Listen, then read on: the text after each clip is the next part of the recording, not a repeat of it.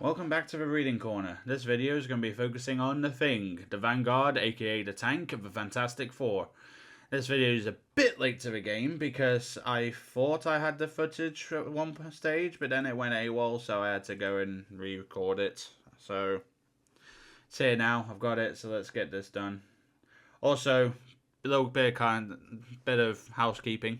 This lore dump that I'm about to cover takes place after the Black Panther second lore dump, which is part of a season 1 event. So I recommend you go back and listen to the Blood of the Kings video I made previously before you cover this one, so you know what we're up against. The gangs of Yancy Street. Ever since New York City became locked in the state of eternal night, the members of the Fantastic Four have been working tirelessly to protect the innocent civilians of Manhattan from vampires who have overtaken the island. Of course, not every civilian was so innocent, and not all of them wanted to be protected.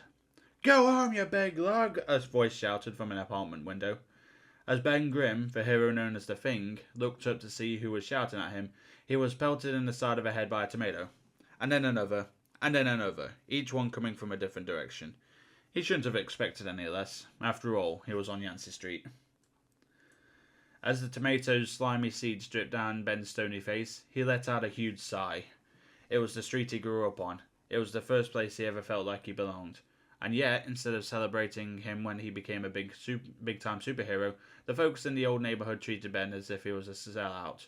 Still, while the kids in Yancy's street gang might have stocked up on overripe fruits and vegetables to hurl every time Ben paid his home turf a visit, it hadn't deterred the Thing from checking in every day to make sure the people he cared about were safe. "Thanks for the sauce," Ben yelled to his assailants as he wiped off the pulverized produce. "Next time, could you throw down some pasta my way? Maybe a nice loaf of bread?" "Got your sides don't need that many carbs," another voice yelled back. "Can't blame a guy for trying to get every bite," Ben replied, forcing a smile. "Depends who they're biting," a third voice yelled. "You see any vamps down there? Tell them the Yancy Street gang ain't no one's dinner." "That's what I'm here to make sure of, you ungrateful punks," Ben mumbled to himself. As he strolled down the street, everything seemed quiet at first. Ben knew far too well from his many years as a hero that it usually meant something bad was about to happen. As usual, his instincts were right on target.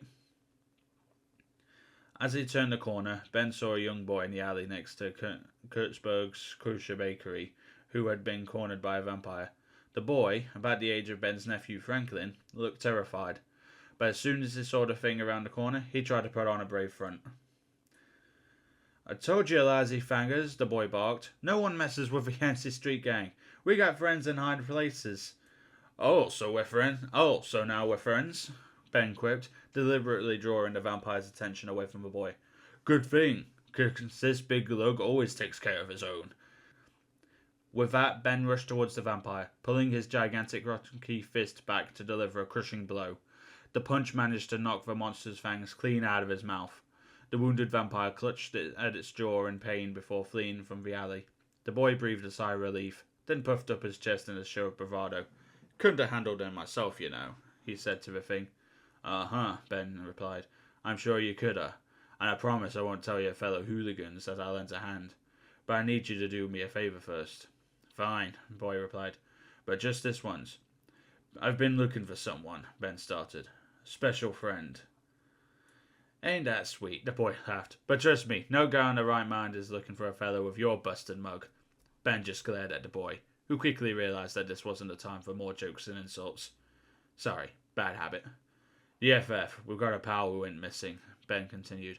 "And when it comes to what happens on the streets of New York, you kids have got a better intel network than Nick Fury." "That's 'cause we got more eyes," the boy said. True," Ben said, unable to hide a smirk. "So tell me, have any of those eyes seen the Black Panther looking around anywhere?" "The guy in the catsuit?" Barley replied. "Not exactly, but we have heard whispers that some of the vamps around these parts are answering to a new king. And it ain't the old pasty guy living in that Central Park castle either." "So, Dracula's got some competition for his throne?" Thing asked. "That's the rumour, at least," the boy said. "And we've got reason to believe it's true. My buddy Stanley went on a supply run into the village yesterday and saw a group of fangers all lined up like there was some sort of an army. Real organised and disciplined. Not all wild and savage like that freak you just clocked in the kisser." Where'd your buddy see him? Ben asked. Not too far from here, the boy replied. Over in Washington Square Park. Thanks, kid, Ben said, patting the boy on the shoulder with his massive stone hand. You're one of the good ones. Wish I could say the same, the boy said with a wink before running out of the alley towards the safety of his apartment building. Ben couldn't help but chuckle, but he knew things were about to get a whole lot less amusing. When Ben reached Washington Square Park, he was shocked to discover that the young Yancy Street gang member had been telling the truth. There, in the centre of the park, was a group of vampires, all practicing fighting moves as if they were running a military training exercise, and Ben had seen their combat style countless times before. These were the same ferocious attacks employed in battle by the Black Panther himself. Normally, if Ben had come across a gathering of vampires this big, he would have rushed into the park with his fists flailing. But this time around, he wasn't looking for a fight.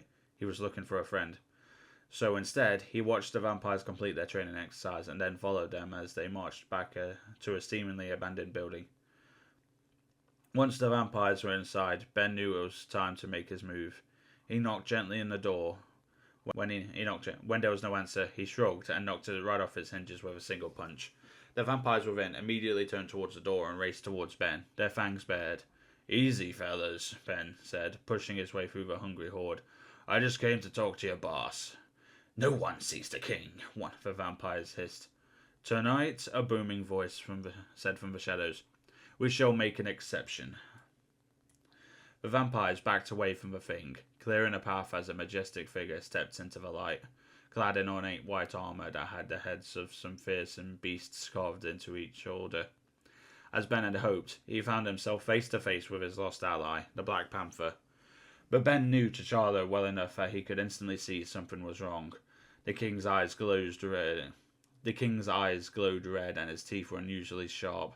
Somehow, Ben realized the vampires must have gotten to T'Challa and turned him into one of her own.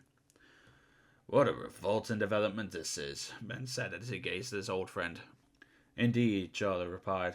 I had come here from my intergalactic empire to cure this reality of the plague that has befallen it, and yet I soon found myself to be its next victim.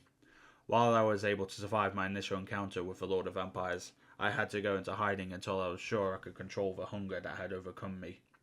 You should have just come to us, Ben said. Susie makes one hell of a brisket. I could not risk putting my closest allies in danger, T'Challa said. And much to my surprise, I was not alone for long. For some reason, I was able to exert my command over the other vampires I encountered. Soon I had amassed a small army of loyal followers. Once a king, always a king, Ben mused. Must be in the blood. No pun intended. Actually, it seems my blood is no different than any other vampire, T'Challa said. The power once granted to me by the heart-shaped herb has all but faded. I am but a shadow of my former self without it. Too bad, Ben said. That fancy herb of yours ain't exactly something we can get at the local grocer. Does Wakanda make delivers? I have lost communication with my empire, T'Challa said, reaching into a pouch hidden in his armour. But I did bring one heart-shaped herb with me on this journey. Then what the heck are you waiting for? Ben asked. I had hoped to give this sample to your teammate, Reed Richards, in order to synthesize a cure for vampirism, T'Challa said. We can always find a way to get more herbs, Ben replied, but you can't be replaced. I'm sure Stretcher would agree. I suppose you are right, T'Challa said, gazing at the herb in his hand, which gave off a gentle purple glow. T'Challa took a deep breath and put the heart-shaped herb in his mouth, and began to chew on its leaves. In mere moments, his eyes began to return to normal, and his fangs began to retract. The curse that had befallen T'Challa was being undone, but the herb had another side effect as well. The vampires around T'Challa all began to sniff at the air wildly, as if searching for the source of something delicious. I feared this would happen, T'Challa said, as his own army suddenly began to turn against him. Dracula suggested that the herb made my blood irresistible to his kind. Give me some of it, your highness, Ben said, and let me hand over the rest. I told you, I do not have another herb, T'Challa said as he leapt up into the rafters of the building. Don't need it, Ben replied. All I want is your blood. Hopefully not as badly as they do, T'Challa mused as he looked down to see the vampires that they once controlled reaching towards him in desperation. T'Challa pulled back the armoured sleeve covering his forearm, unsheathing the razor-sharp claws in his opposite hand, and did not hesitate as he drew them across his exposed flesh. Blood began to run from the fresh wound, trickling down onto the thing below. Gotta admit, I prefer the tomatoes, Ben said, as the Wakandan King's blood coated his rocky hide. But if it's your blood these jerks are after, I'll give them what they want. The vampires instantly forgot about T'Challa, who was hiding safely out of reach above them, and turned their frenzied bloodlust on the thing. They frantically tried to sink their teeth into Ben, but failed to puncture his rocky exterior. Sorry, kids, Ben said. I may be sweet on the inside, but on the outside, I'm as tough as I look. As the vampires chipped their fangs on the thing's stone hide, T'Challa called down to his ally. These vampires may seem like the enemy, he said, but they were turned to darkness by Dracula, just as I was. They served me loyally and harmed no innocents while under my command. Despite their current state, I implore you to show them so mercy. Mercy? I said with a tinge of disappointment. But it was almost clobbering time. Instead of attacking the vampires directly, Ben honoured T'Challa's request and hit the ground as hard as he could. The impact sent a powerful shockwave cascading across the floor of the building, knocking all of the vampires temporarily unconscious. Oopsie, Ben said, as the entire building began to shake around him. We gotta get out of here, T'Challa. We cannot leave them behind, T'Challa said. You won't have to, a voice said from the doorway. It was Reed Richards, brilliant scientist, fearless adventurer, and Ben's teammate in the Fantastic Four. Fancy seeing you here, Stretcho, Ben said to his best friend, but I ain't complaining. When you didn't return from your patrol, I followed your personal locator beacon here, Reed said, and I brought something special with me, just in case you ran into trouble. Reed extended his arm to show Ben a strange high-tech device. Please tell me that's some sort of anti-vampire ray, Ben said. No, T'Challa said. I recognize that from the designs my sister showed me. It is a miniaturized version of a time-stream reintegration device, is it not? Correct, Reed said. And while it only had limited success during its first test run, I've made some adjustments that may prove useful. Less talking, more doing, Bren said as chunks of debris began to rain down on him and the unconscious vampires. Reed activated the portable TRD and the entire room began to glow. Suddenly the building began to resemble itself, as if the damage to the structure that the thing caused had never occurred. It is as if the device is rewinding time itself, T'Challa said. Well, how about that? Ben added as he watched in awe. Gotta bring along one of those doohickeys next time I fight the Hulk. I'm afraid the effects were stronger than you intended, T'Challa said, suddenly grimacing in pain. My hunger has returned. I have been restored to my vampiric state. Ain't that a kick in the pants, Ben said. But if you're back to being a vampire again, what did the TRD do to your loyal royal subjects? Ben, Reed, and T'Challa turned to see that what was once a room full of bloodthirsty vampires was now full of ordinary people. They were disorientated and confused, but they were grateful to be human again. You have saved them, T'Challa said. And now it's time to save you, T'Challa, Reed replied. There is no one in this universe, or any other, that I trust more to do the job, T'Challa said. Ben looked at T'Challa in utter disbelief. After all we've been through, he said. Yeesh, what's a guy gotta do to finally get a little respect? So yeah, that was the story that basically caps off what was started in that Black Panther snippet. Or rather, continues it, I suppose, because he's still a vampire at this stage. So I'm predicting if Black Panther doesn't already have one, he's going to have a vampiric skin eventually. As for the Thing, though, and gameplay-wise, he is literally a brawler and a tank. He is the guy you send in charging headfirst with his knockback abilities and charge function and the ability to shield his foes. If you are a tank main, he is definitely a character to play. He is highly durable and hits like a freight train. The only problem you have to contend with is his charge ability is very difficult to steer, so be prepared to use it in small bursts.